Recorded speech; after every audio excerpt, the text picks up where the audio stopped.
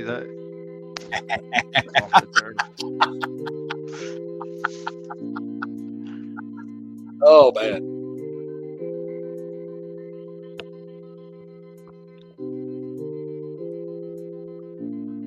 No daydream here, just a trip to Cypress, California as we move off the turf.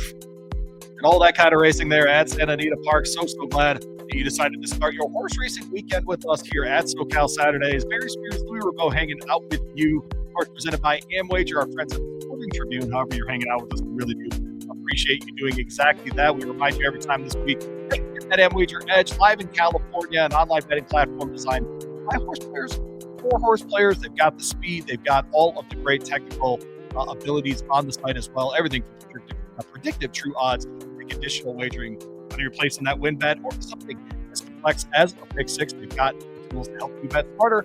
Visit Amwager online today, amwager.com. Get a 100% deposit match up to $150 for new customers on the site. Very good day to you, sir. Any luck at Ascot this week? None. Zero. Zilch. Those straight races are real difficult. It's hard to tell when they push the button, when they don't. If look at replays, it's difficult to say the least. I actually do better at Australia than I would in the UK. Okay. Yeah, I think they showed Ron Winchell from Kentucky Downs at Ascot this week, and Kentucky Downs could run straight line sprints if they had a second finish line just past. And I hope he's not watching because I don't want it. I'm with you.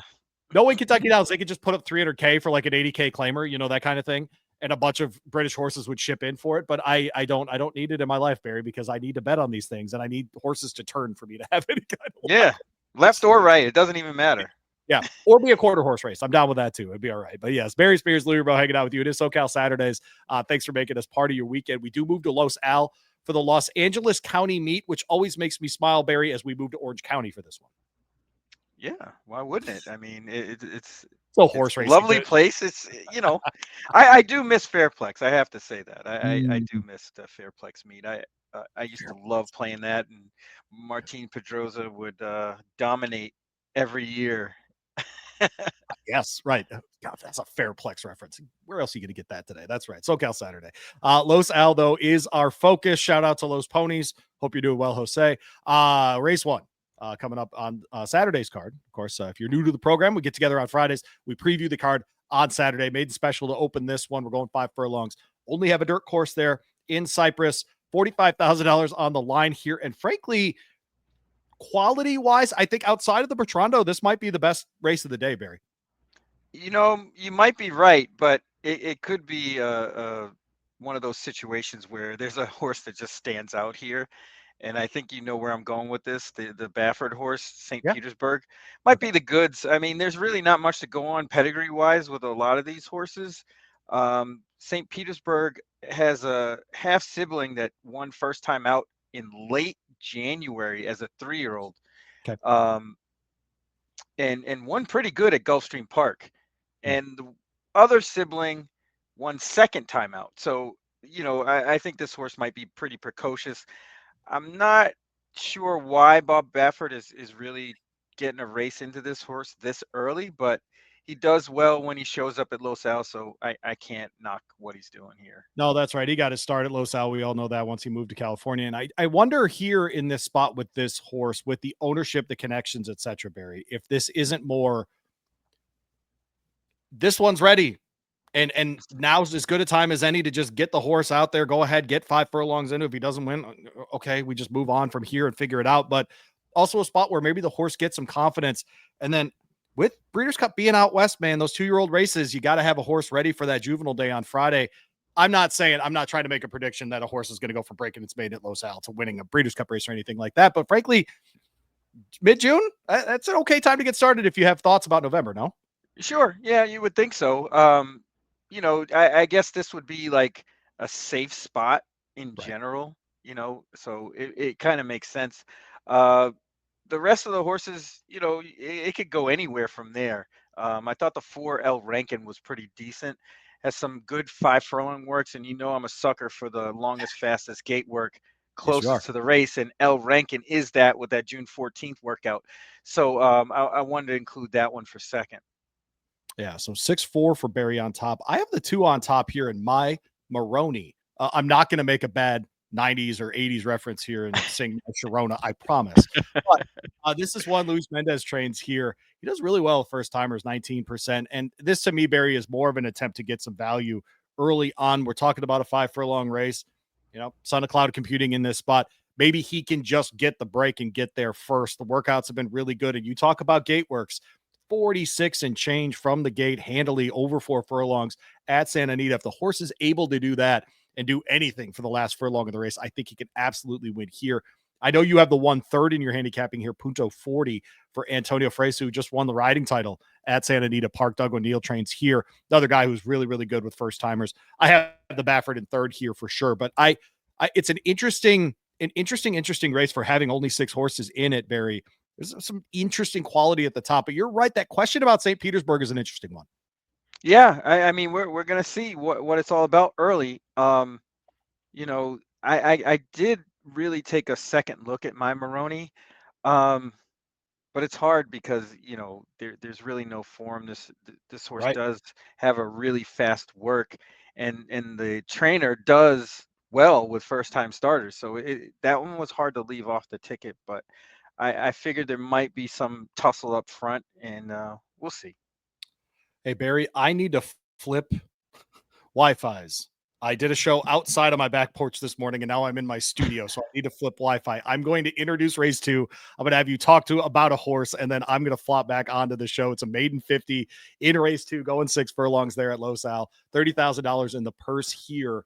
One of those races early on, Barry, this early pick 3, I think could be a spot where if you wanted to get aggressive and push your spots, I think you could actually get some good payouts here. By the way, when we moved to Los Al, worth mentioning, first race, 50 cent, pick 5. That's the only race where you're going to see a 50 cent type denomination. Otherwise, everything's a buck. And I mean everything from pick 4s to win bets. So if you're a smaller player, Barry, I know you do a show, the Notorious OTB, several times during the week with our guy Chase, where you do the $100 budget for a day. This is a 9-card race, the 9-race card. If you wanted to go a buck across the board on a horse at every race, you could get out for $30. And I just look, no, there's nothing wrong with that, by the way, just to have some No, action, to have some fun, to hang out, do the darn thing. So even those things, if you're just a smaller player and you just want some action, whatever, the dollar across the board thing has gotten me through many low sell nights. And so I was it's something. Go ahead. I'm I was sorry. gonna say that's something I could do when I go to the theme parks down here. That's I exactly. spend Yes, a lot of exactly. time at the theme parks, and I check the races during the day and all that kind of stuff. So yeah, that's not a bad idea. The That's a good $2 setup. exact amount $4. You can go across the board on a horse for 3. I mean, that's just whatever. I know I'm speaking to a very specific horse racing demographic, but I think Los Al offers that for sure. We get a field of 7 in here. We do have a 2-1 favorite on the outside, Barry, in the 7-horse Seegerman, who I know you have in the second spot here. But you're going to take a shot. You know what? It is appropriate that the sniper is going with Bazooka. I'll be right back. All right, yeah.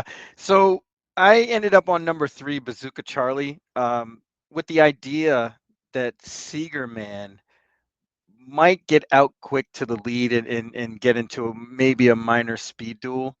And that would set it up for Bazooka Charlie, who's shown some affinity to come off the pace a little bit. His first race, October 25th, 2024 at Santa Anita on the turf, he kind of got in position after getting bumped around a little bit and just didn't really do much from there. Comes back off the layoff in a turf spot, which is kind of surprising to me. Right. And it looks like they just gave him a race, and this is really the one they wanted. This is probably a softer field than that one on the turf anyway, and I think the running style will make all the difference. I think this pace is going to heat up front, and Seeger man might actually get some competition.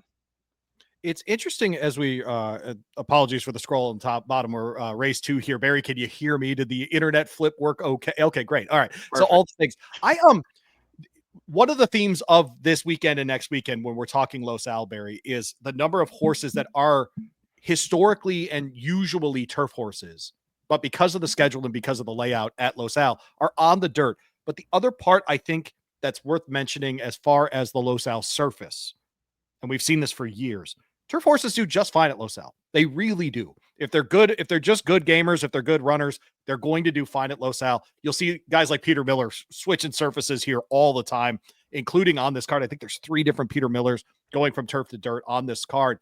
And this is one of those spots. You're talking about a Bazooka Charlie that's gone twice on the dirt, switching to turf, which Steve Biotti does at 24%. It's a massive number for him. And so it's something that these guys have to do in California because of the condition books, because of the limited number of places to run and whatever else. And so he's one of those. You went in this race 3-7-1. I went 7-1-5. So the 7 on top for me here, Seagerman on the outside. I thought the maiden 50 last time, but certainly the debut at 12-5 were both good.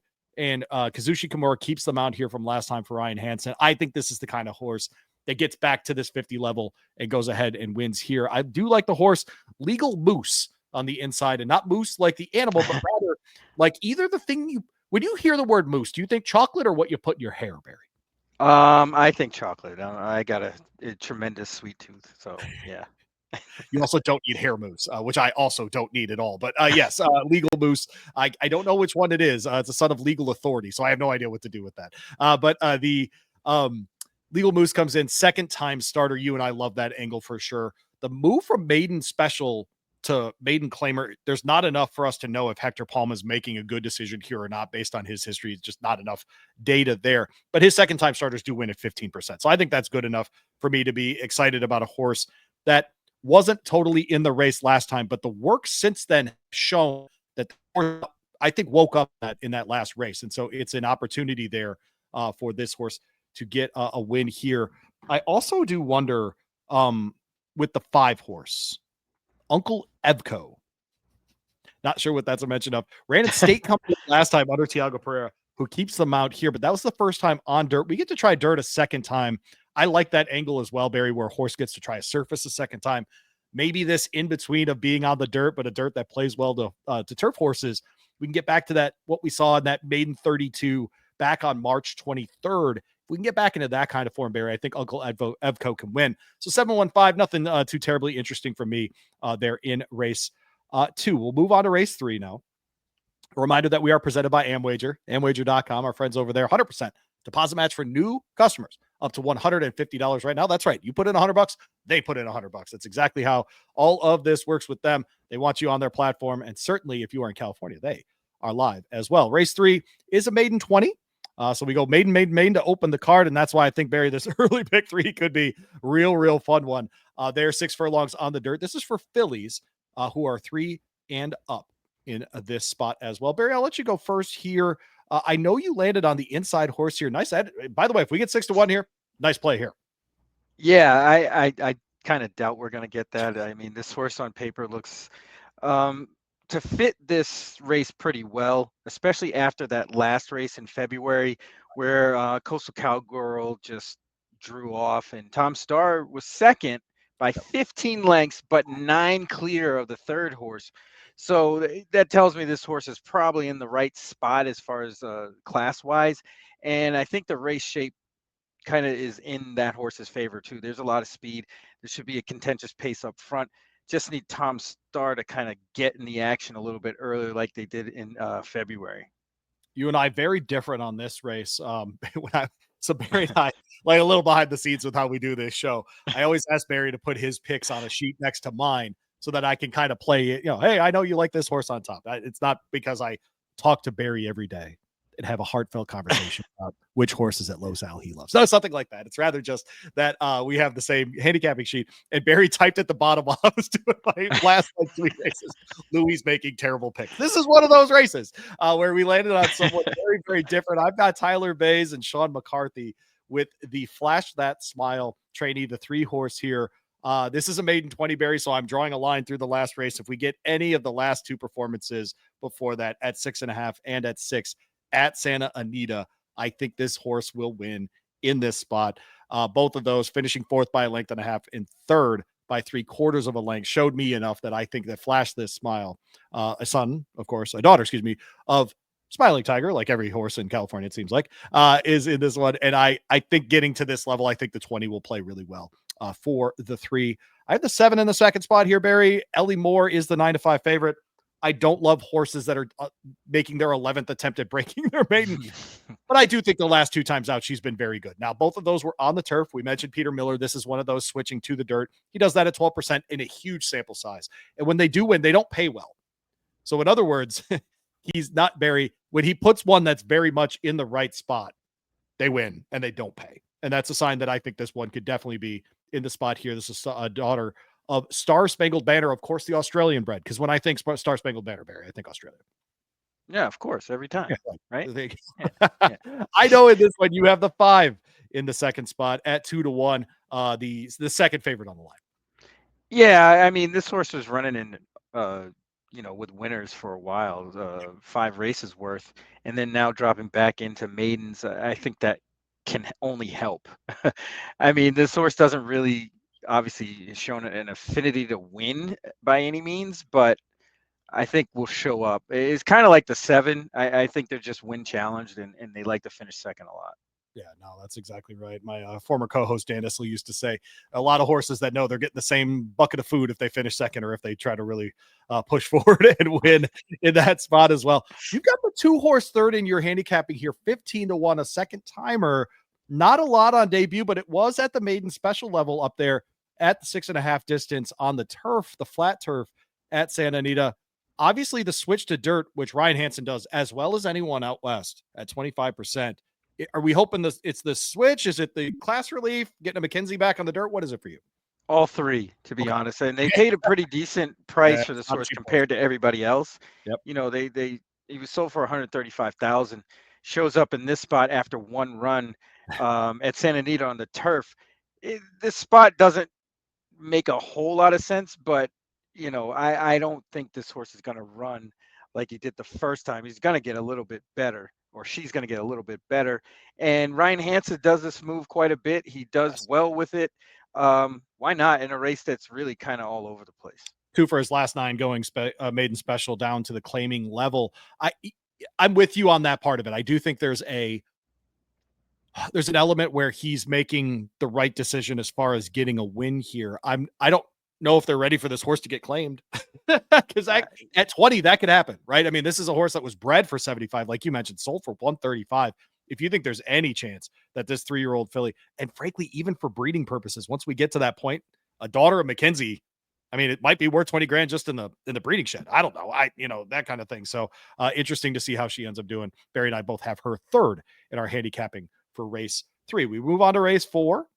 Does it start the pick 6? It does start the pick 6. If you are not familiar with the Los Al pick 6, it's heavy, y'all. $2 minimum, but it is traditional. So there is no jackpot wager on this. So if you hit it, you keep it.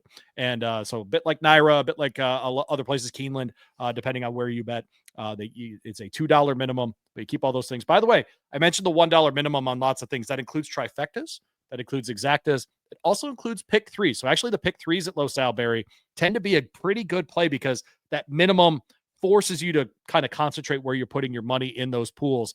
Plus, it stops people from just crushing all buttons in multiple legs and just throwing lottery tickets against the wall to see what sticks. But this is a $20,000 claimer in race 4. Going a mile on the dirt here, $20,000 is the claiming price. $28,000 is the purse. I thought, Barry, one of the more competitive races on this card as far as if you told me a number of horses won this race, I don't think I would be surprised. Yeah, this is another one of those kind of races like I just described. It's just kind of all over the place. A lot of these horses are doing different things coming into this race from different ways, means, what have you. Yeah. So it makes for a lot of chaos. Unfortunately, I thought the 2 kind of laid over this field actually, which is kind of surprising, being that I profess and claim to be the king of the no chalk zone, but King Apollo looks like the goods here for sure. Yeah, right. No, also picking winners matters in this sport as well. So yeah, King Apollo, of course, last 3 out actually on the turf, did win 3 back, going 6 furlongs on the turf. Kyle Frey gets the mount here for the Hess Barn, and this one's interesting because his turf to dirt numbers are as good as anyone's in California, 14%. I'm trying to figure out what they're trying to figure out with this horse, essentially. Like, is this just a horse that's going to get bounced around in the claiming ranks, or do they have something more for him? Son of Palace Mouse, he is gelded, so obviously he's going to be a claiming horse the rest of his career, but he's over 3 at the distance. You also wonder, is his best running already done? I don't know, but I do think if he brings his A game, I'm with you. He's probably the best in this field. I decided, because of all those things, to put the 5 on top here. Spagliato, Son of Quality Road here, finished third, going 6.5 on the turf last time. We get Antonio Fresu in the mount here. Another Peter Miller going turf to dirt. And the last time we did see this horse on the dirt was never. And so this is the kind of horse that after 4 starts this year with no wins at higher levels than this, either an option and claimer level or at like a 30 kind of level, getting back into this one, should have won last out, frankly, had Juan Hernandez pulled the trigger just a little bit earlier, but Delmar Jerry got up just in time for that 25 claimer for non-2 lifers. I have the 5 on top here, Barry. I'm very unsure of it. You seem much more sure about the 2. We both have the 1, SoCal, in our handicapping. And I got to be honest, this is a horse 36 times running, has finished in the money 23 times out of 39 races. Okay. So this is one of those horses that's just always around. Barry, I saw this horse in the past performances and I went, oh, I know that horse. It must have been on the Derby trail. It must have been, a whatever. Nope. Just run 39 times, and now we do this all the time. Just seen the name a lot. Seen it a lot. That's exactly right. SoCal, make the case. I thought there wasn't really too much speed in this race, which is the reasoning mostly behind why I like King Apollo so much. SoCal's probably the second fastest horse in that regard, and will be forwardly placed, and will have to kind of get out and go because of the fact that this horse is on the rail. But I think that situation itself puts SoCal in the right spot. A horse like Legato, I kind of thought would be up against it because of the pace scenario. But SoCal should be right there, and give or take. I mean, King Apollo isn't a cinch here. This horse has finished second 8 times, and only won 4. So there's that possibility that SoCal could be at the right place at the right time. Barry Spears, Louie Rabaut, SoCal Saturdays. That was race 4 at Los Alamitos. Again, check out our friends at Amwager and amwager.com. Race 5. Oh, Barry, we got 3 of these the rest of the card, my friend. 62.50 claimer. We're going 5.5. Non-3 lifers, fillies and mares 3 and up. I love these races, Barry. This is what I tune into Los Al for. Is this kind of race. 62.50, sprinting around that slight right turn and left turn. These are the races. This is outside of course, Michael Rona and Los Ponies and all the good things that happen at Sarge, all the good people at Los Al. This is why we tune in, is race 5. Again, a 62.50 claimer. I'll go first here, Barry.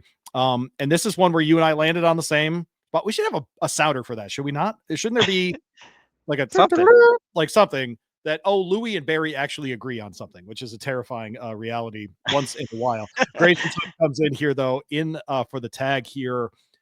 And I think the case is pretty simple, Barry. Most of her career, running on the turf. She takes 2024 off, comes back, and is immediately effective over this course. Now, in a 1,000-yard race, I understand, but gets it done in sub 53.5. So she's a lion. Second off the layoff here. I don't want to say that this is like the push point or the single of the pick 6, because I think that's coming in the Bertrando, but she's as close, I think, as we're going to get in the pick 6 at least. Yeah, she seems super fast here. It's on paper, to me, it seems like it's her race to either win or lose.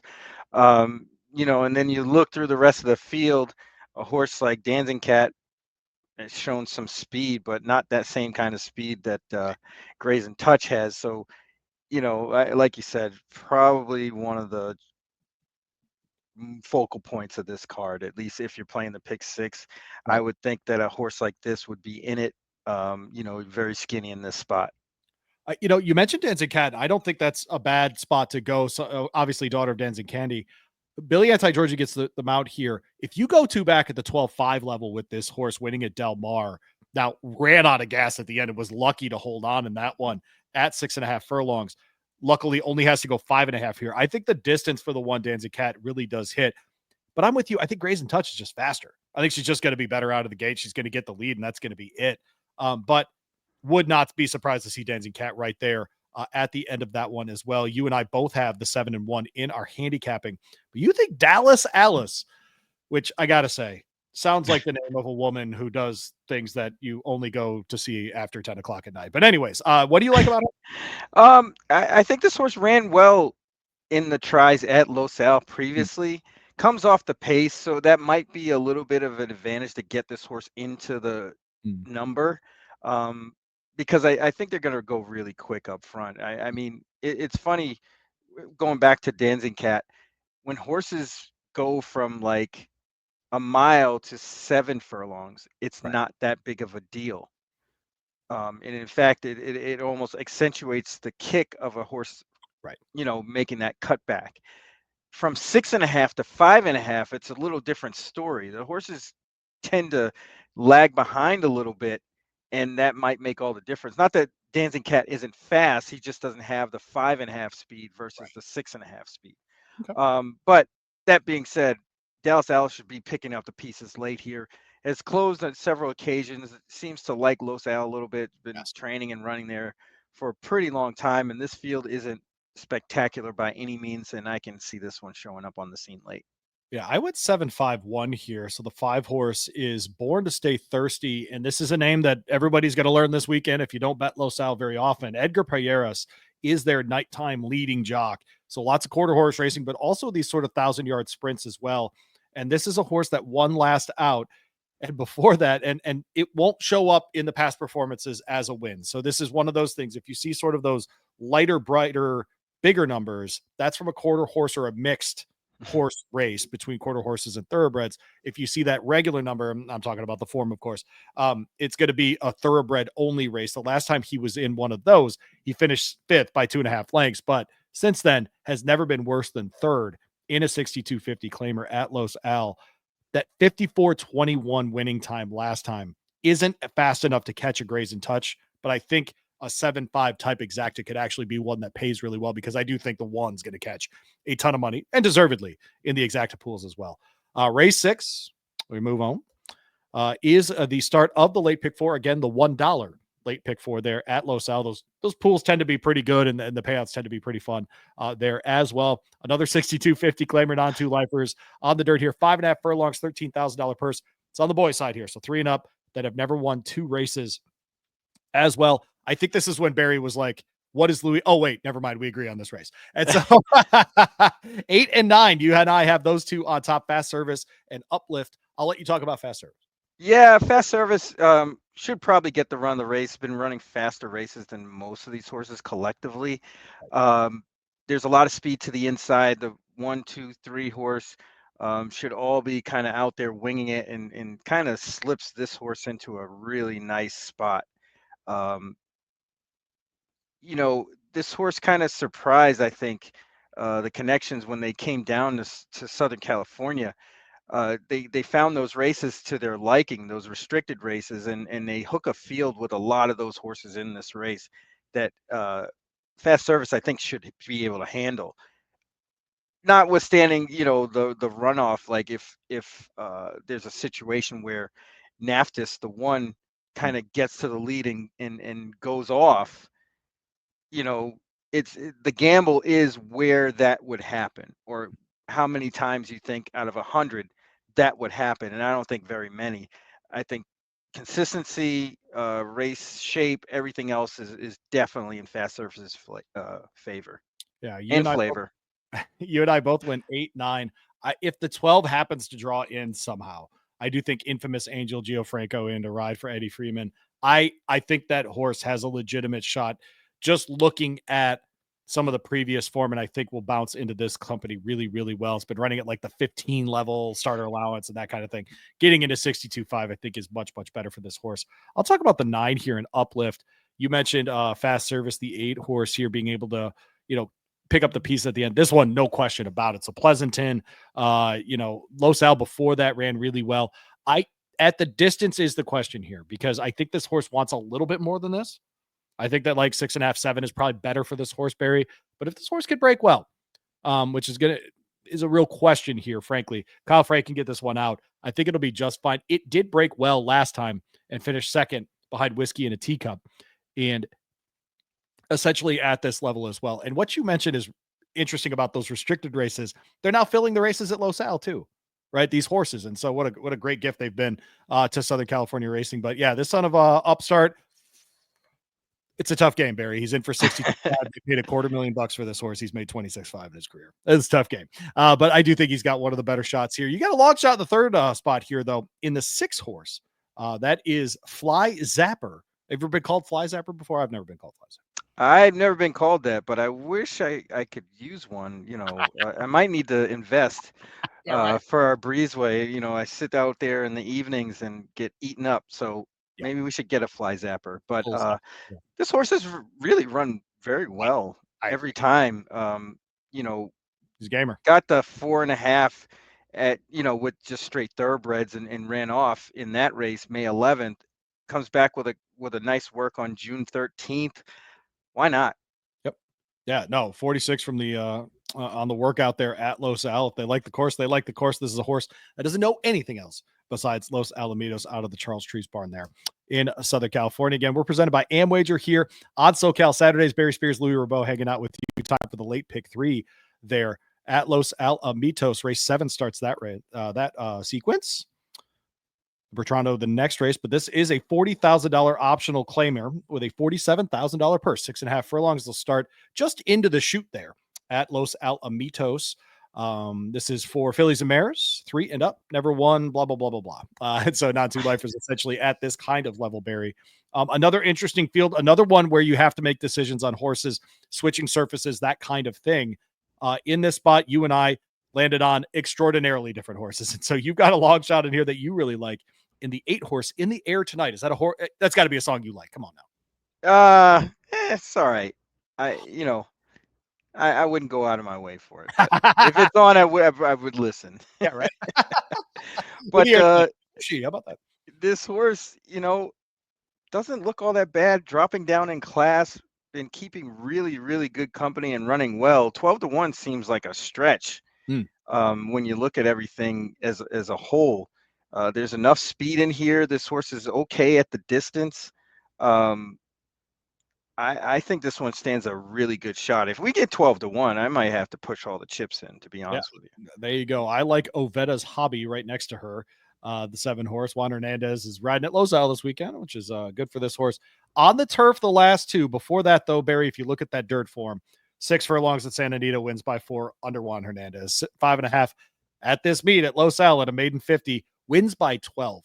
I think we're getting back to the dirt. I think that's what this horse wants to do. This daughter of Army Mule, they paid a lot of money for this horse. John Sadler, Juan Hernandez, all the things. They win 25% of their races together. So I do think Oveda's Hobby in here. I'm a little surprised that she's not the favorite, but I will absolutely take 7-2 if I could get that on this horse. I then went to the 5, Lovin' on the Run. All of these horses have names. Sound like late 80s, early 90s pop ballads, do they not? Yeah, the Lovin' on the Run just sounds big hair bands. The big hair bands. Oh, like Poison's like, and now our newest hit, Lovin' on the Run, and like that's what this feels like. That's what this is. Def Leppard song. That's exactly it is Def Leppard. Doug O'Neill trains. This is one that's been on the turf all of its career until a very, very few spots, 16 runs, 11 of them on the turf. One of them over wet go, almost certainly not an issue this weekend, but 2 back did win at the 32 claimer level, sprinting on the flat turf there at Santa Anita Park. So I think this is one to utter run happy. I think she'll be just fine getting back there, and wish they all could be. Speaking of 90s and 80s and 70s songs, Grayson is the sire here. Thiago Pereira keeps them out here. Has been good at Santa Anita, not great, but at a very high level. This one, though, because of career accomplishments, is in for the tag. And so once in a while, Barry, I do just like that. When someone would have to pay 40 grand to go get this horse is a good sign to me. If you look back at previous races, including at Los Al, this horse does have a win going 6.5 furlongs at the 50 level. We moved to 40 here. So I think that's a definite play as well. You like the 6 as well that I just talked about, but the 2 made it to your handicapping in running super. Yeah, I was really close to putting Running Super on top. Okay. Um, but I think this horse has something in there. You can put a line through that last race on the turf at Santa Anita. This horse clearly doesn't want turf, but the other 6.5 efforts were really, really good. One at this level, basically a start allowance 50K, and kind of drew off. Then they put this horse over at Turf Paradise, ran a good race over there, and then they put this horse on the turf. I think getting back to the dirt is all the things. This horse is going to be forwardly placed. 8-1 is a good price. I like I said, I almost put this horse on top. Yeah, I think the move back to dirt here and what we saw in the maiden 40 last year at Los Al with that horse makes a lot of sense. I'm very, very with you. The only negative about the Sarin Barn is that that second off the layoff number is always bad, and I don't know why it is because for Yeah, lots of I'm sure they're saying the same thing. Like yeah, I don't I'm get it. positive you're right. Yes, but I'm sure that contributed, of course, to the 8-1 number. The highlight of the day is the Bertrando Stakes. It's a 3-year-old race for Cal Breds, and 3 and up here going a mile on the dirt there, of course, at Los Alamitos. If you don't know, the course is a mile, so you start and finish at the same line there. Some horses in here. I gotta wax poetic for 5 seconds. Freeport Joe is in this race. And the good Yes. thing about a horse like Freeport Joe is it makes me think of Matt Dinnerman. And then whenever I get to do that, I smile because that horse ran at Golden Gate forever. And so I just think of Matt Dinnerman when I hear Freeport Joe, and I'll probably text him after the show to tell him I saw Freeport Joe's name. But like I said, $100,000 race here for Cal Breds, a very, very, very good favorite, Barry, on the outside in Kings River Night. We're getting to the point with him, Barry, if they don't put him on the turf anymore, or at least down the hill. He's won on the turf before. He's okay. I want to be clear about Cal Bred races. He is entering. He's not there. He's entering chosen Braun territory. He just is because he's just the connections are very smart. They can win a bunch of $100,000 races, and that's a good idea. That's just a good idea. He comes in as a big favorite. You and I both have him on top there. Yeah. Well, it's funny about SoCal Saturdays, especially this episode, because you get me picking chalk like this. You get former or on other shows my hockey knowledge Oh boy. and my Oh boy. knowledge of big hair bands. I mean, Oh, dude, they're stretching me out, man. They're stretching me SoCal out on this show. Saturday, ice hockey, hair bands, and chalk. How about that? Yeah, they're Never would have thought about that when you think of SoCal, right? But here we are. or Barry's But picks. yeah, it's tough to get around the 7 horse in this race. He's just blazingly fast. There's nobody in here that can hang with him. He's sort of like the Ricky Bobby of this race, where he's just going to be first, not last. It was hard to come up with anybody that could even contend with him. Right. But I used the 1 for second. Ice Cold Exacta, barely functional, or functional, not Functional. funk, fun. This horse ran well both times at Los Al, 2 for 4 at the distance. Should be coming late, and I think that's probably best in a race like this, where Cowboy Mike really only has one shot, and that's kind of to go. Same thing with Mr. Disrespectful. So there should be enough pace, obviously, for a horse like Barely Functional to kind of get up late. I really need Freeport Joe to win this race. Hey, if he wins, it's Sizzler time, baby. I love that horse so much. Bastard. I went 764 here. I of course had to include Mr. Disrespectful since I hang out with you all the time. But did put in a really good work. Frankly, this horse, his last 3 runs have been good, Barry, just at lower levels than this race. He hasn't gone against a horse like Kings River Night in these spots. But Hector Berrios keeps them out here second to last or 2 back on the dirt, 1 over the turf last time, 3 back, 1 over the dirt, going a mile. So this distance obviously fits. Has never run at Los Al before, so we don't quite know about that. But I think if anyone's going to upset, it'll be him. in this spot, Mr. Disrespectful. But I think the 4 here is interesting too. Our guy Armando Ayuso.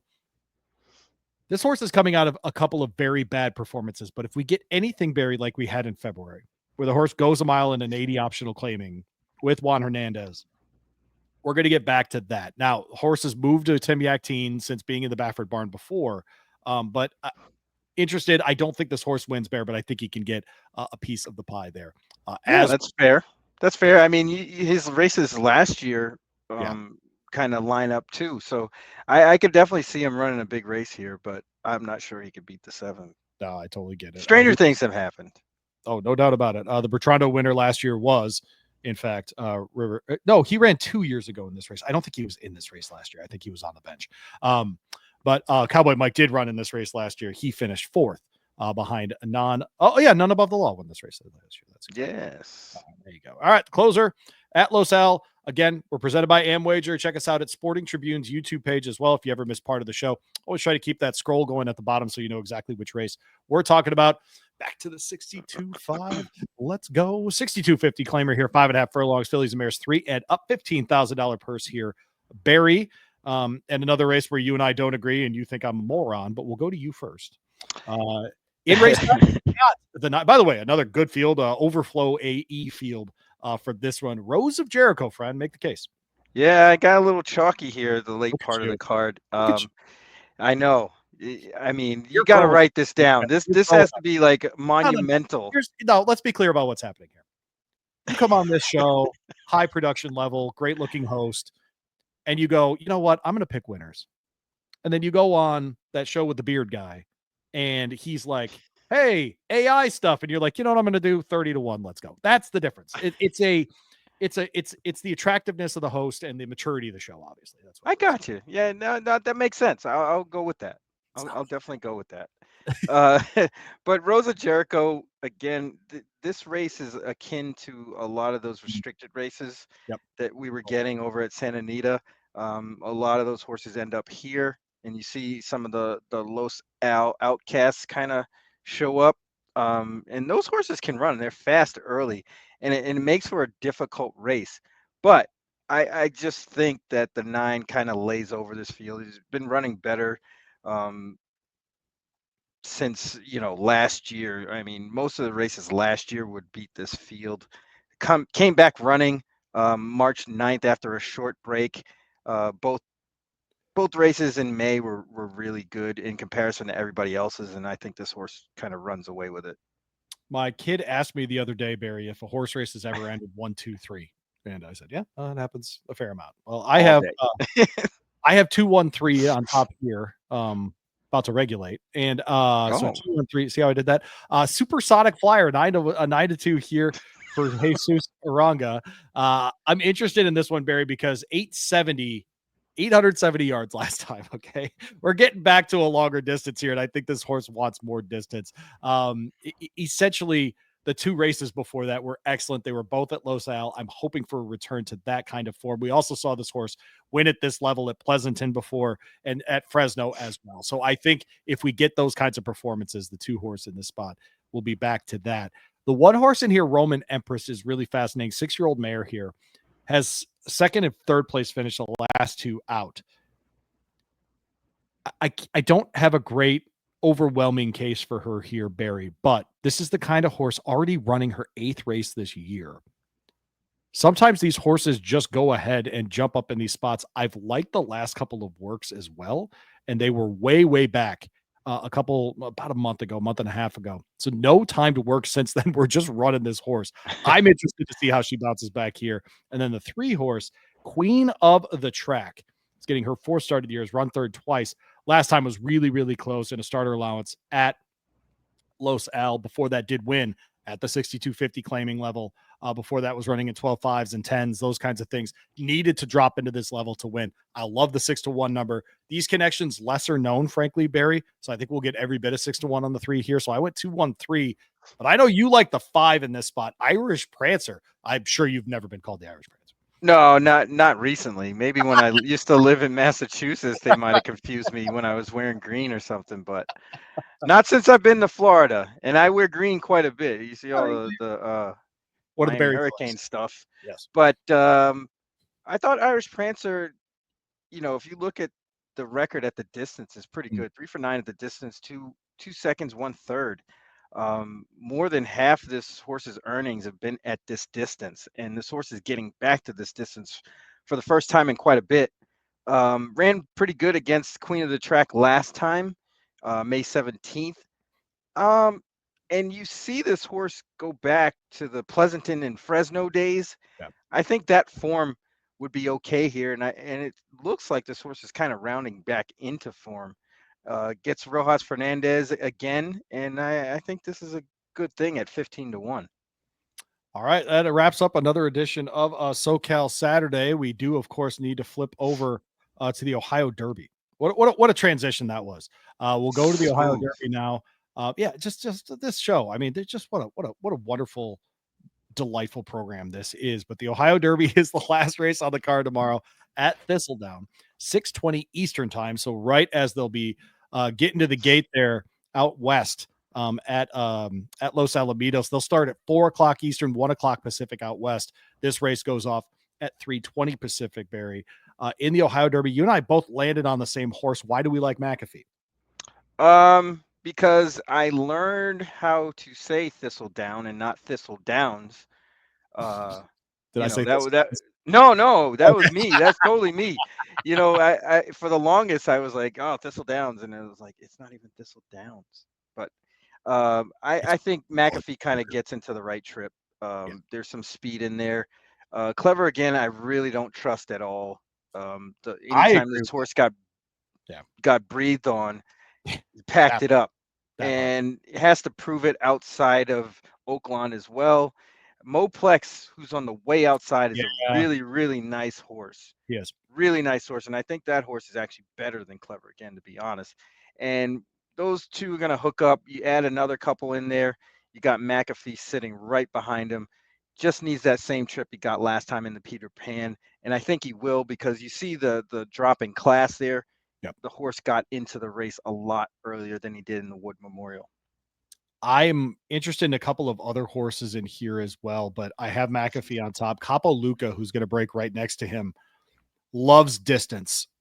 And I think the mile and an eighth is not going to be a problem. This is a horse that's won 3 times in a row at Thistle, going 2 turns. Now, the no Lasix thing is going to affect those Ohio horses a lot because they are very used to running on it. They're not going to get in the Ohio Derby. Totally agree about McAfee. I thought that Peter Pan performance was enough, Barry, but I will give you why I really think John Velasquez getting on a plane for one race. Hey. He's getting on a race. You get on a plane for one race. That one, that's to me, once in a while. That's a great angle. That might be it, bro.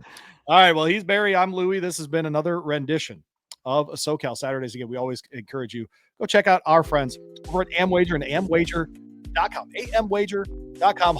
100% deposit match right now up to $150. Get you ready and started for this weekend at Los Alamitos and all of that great racing happening in Southern California. Live in Southern California are our friends at Amwager. For Barry Spears, I'm Louie Rabaut. Next time I see Barry, we'll be on this program next week. And then, of course, the week after, we're dragging them up here for the Indiana Derby. How about that? Make sure you're tuned in for all of that on our platform here on the Horse Racing Happy Hour.